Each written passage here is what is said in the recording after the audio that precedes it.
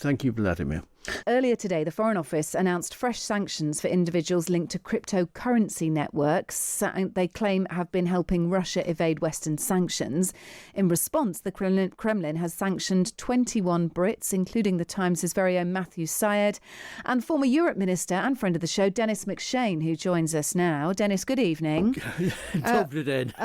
We did that classic journalist thing earlier of phoning you up to tell you the story. Your reaction when you first heard? Deeply proud, I think. I mean, the British establishment's always refused to honour me and just completely ignored me, treated me contemptibly, as Donald Trump might say. And now Vladimir Putin has made me, for 30 seconds, an important person. So I'm very, very grateful to Vladimir. You've had time to consider why in the last few hours. Any ideas? None of it makes sense. I was put in prison in Warsaw by the Polish communists who took orders from the Russian communists in the early 1980s, running money to Solidarność. But otherwise, I mean... Why were you put in prison, sorry? I was running money to the underground union, the opposition union. Okay. I was picked up and it wasn't a long thing. I mean, they just wanted to get me out of the country. But right. And the Poles were... My father was it doesn't matter, was an army officer who was a bit of a war hero in Poland. So I wasn't worried about it in the slightest. But... I've commented, as I comment on a lot of European politics, on aspects of Putin's invasion of Ukraine. But frankly, I mean, everybody and his dog is an expert on Ukraine. Occasionally, about 1 in 500 of the commentators speak Russian or know Russia. I like going to Russia. I did a bit of Russia as a Foreign Office minister, but I just don't get it. Anyway, thank you, Vladimir.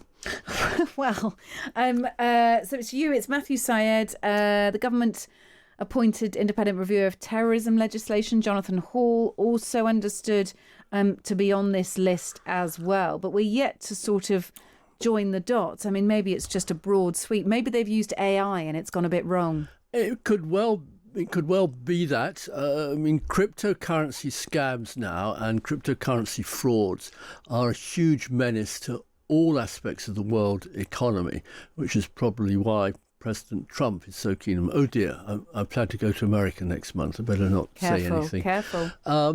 And the Foreign Office has quite sensibly shut down one of the more egregious scams. I mean, Boris Johnson, when he was leader of the Conservative Party and Prime Minister, took £14 million from Putin oligarchs. Not complaining, it was all legal, it was all reported, and didn't cause any problems for Mr. Putin at all. So I just don't understand. I hope I can find out. Has the Foreign Office been in touch? No, I don't really expect them to. I mean, I enjoyed being a minister of the Foreign Office because it was wonderful. You could always get into a car without a raincoat, and if they want to provide 24 hours, deluxe boutique service to an ex-minister for a day, that would suit me. But I've got to get up very early on Friday to go to France. But seriously, I'm not expecting anybody from the Foreign Office to call me. Steve Doughty, the minister responsible, is one of our star Foreign Office ministers, and the Foreign Office actually is in very good shape at the moment. So this is just odd. I hope somebody can find a reason. If anyone out there is listening who could fill in former Europe Minister Dennis McShane as to why he's been sanctioned by Russia, maybe some of the other names on that list too, we will gratefully take your correspondence, even if it's confidential, even if it's on a confidential basis. We'll pass it on to Mr. McShane, who's been with us here in the studio. Thank you for coming in. Thank you for joining us. Good luck in your quest for understanding. And maybe don't book a flight to Moscow anytime soon. Dobry den. Dennis McShane there. Thank you very much for being with us. No matter what happens, no matter what form this takes, the Europeans are going to have to take the lion's share of the burden. It's their continent, it's their security, and the president's been very clear they're going to have to step up here. But I think the president's preference and my preference would be, let's have them meet regardless. You don't have to figure out every issue, and sometimes leaders sitting down face to face can break the logjam that their teams don't necessarily have the ability to do. There really are two big questions lingering out there, and in some ways it's very simple, but in some ways it's very complicated. Number one is Ukraine wants to know that it's not going to get invaded again by Russia. It wants to know that it's got territorial integrity long into the future.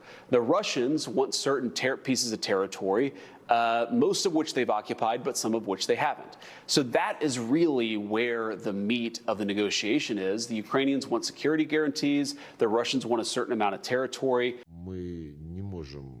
We cannot agree with the fact that it is now proposed to resolve collective security issues without the Russian Federation. This will not work.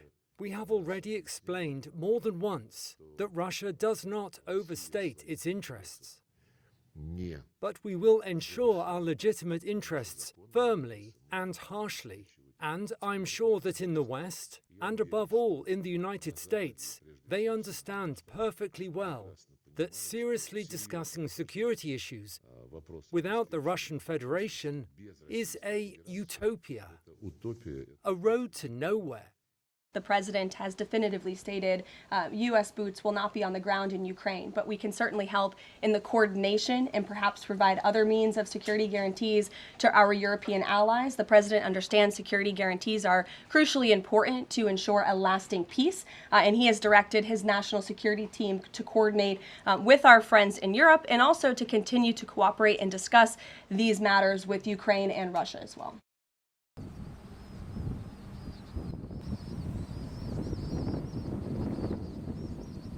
Учебная тревога объявлена для окончательного приготовления корабля к выполнению боеупражнений РС-2 комплексного ракетного оружия «Калибр» и «Уран».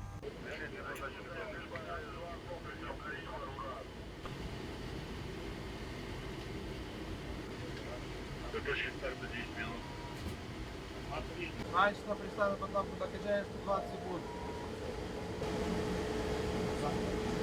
Точки старта 2 минуты. 5, 4, 3, 2, 1. Точка пуска. Пуск. Есть пуск.